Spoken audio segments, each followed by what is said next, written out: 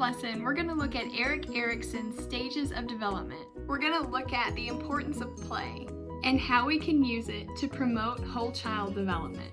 All too often in early childhood education, we hear parents say things like, "Why are the kids just playing? I didn't send them to school to play.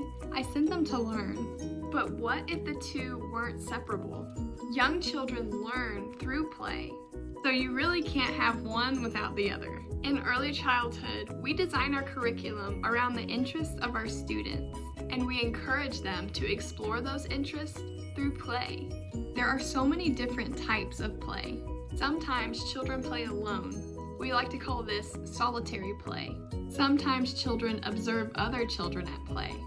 This is known as spectator play. Sometimes children play next to each other, but not quite with each other. This is known as parallel play. Sometimes children are playing the same game, but not exactly working together. This is known as associate play. And sometimes children are playing and working together. We like to call this cooperative play.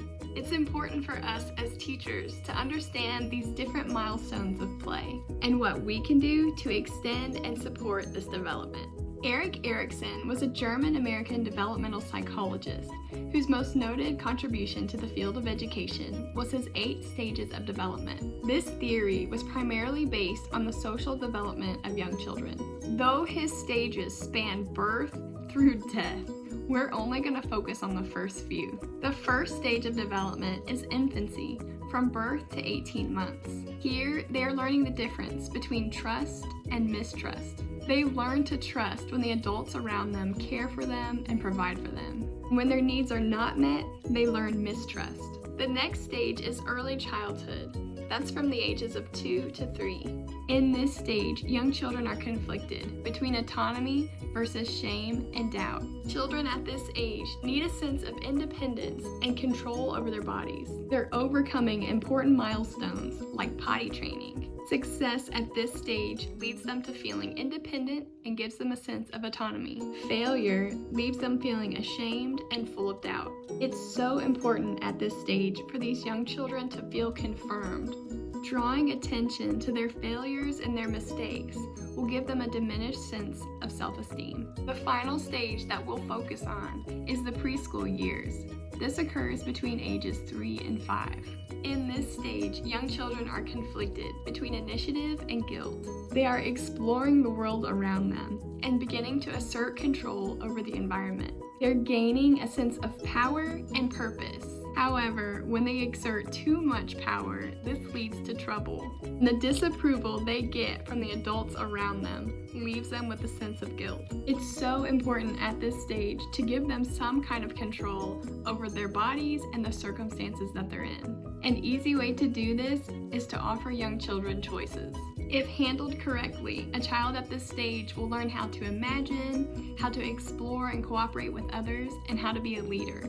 If mishandled, these children will become fearful, they'll hang on the fringes of groups, their imaginative play will be restricted, and they'll come to rely unduly on adults. To foster this development with young children, we can give them opportunities to play. Play involves imagination, improvisation, and even the natural world. It's when kids engage in make-believe, horsing around, or inventing their own games. It's when they paint or dance or draw or sing, and not to fulfill an assignment, but rather to answer the call of the muse. Their interests, their passions, their curiosity, their inspirations, and their aspirations. Children display their truest selves through play, and teachers can come to understand them through intentional observation. Playful learning can occur both inside your classroom and outside in the natural world. Did you know that the average American child only spends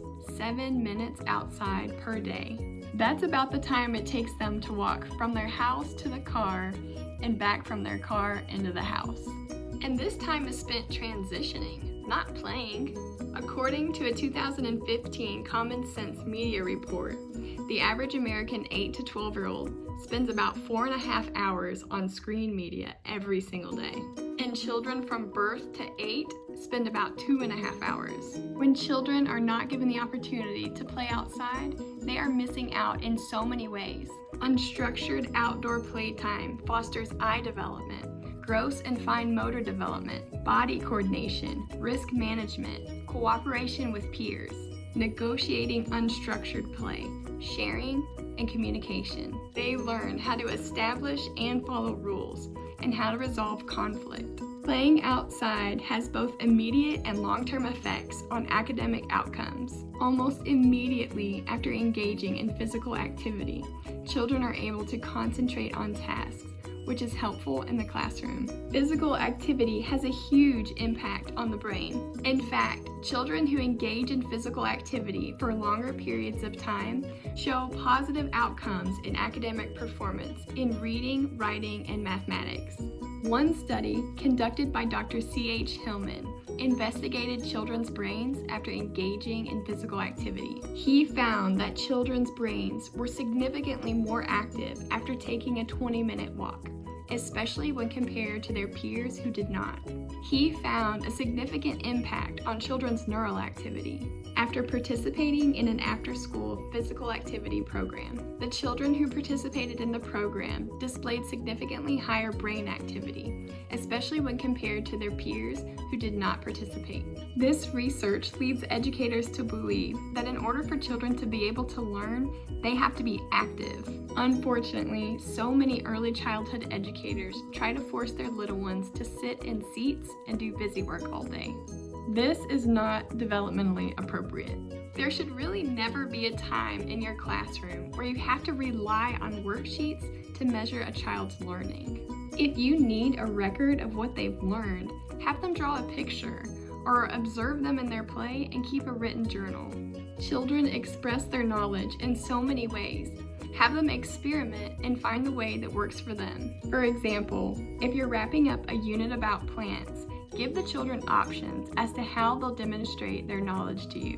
One child may want to paint a picture of a flower, while another might want to identify all of its parts. One child may want to write a book about a flower, and another child may want to write a song. Another child may want to plant a flower and watch it grow. In early childhood, there is no one right answer, so give them choices over their activities and help them to develop autonomy. Give them a variety of open-ended materials that can be used in a number of ways. Let them manipulate the objects freely and explore with all their senses. Let them discover relationships through direct experience and transform and combine materials.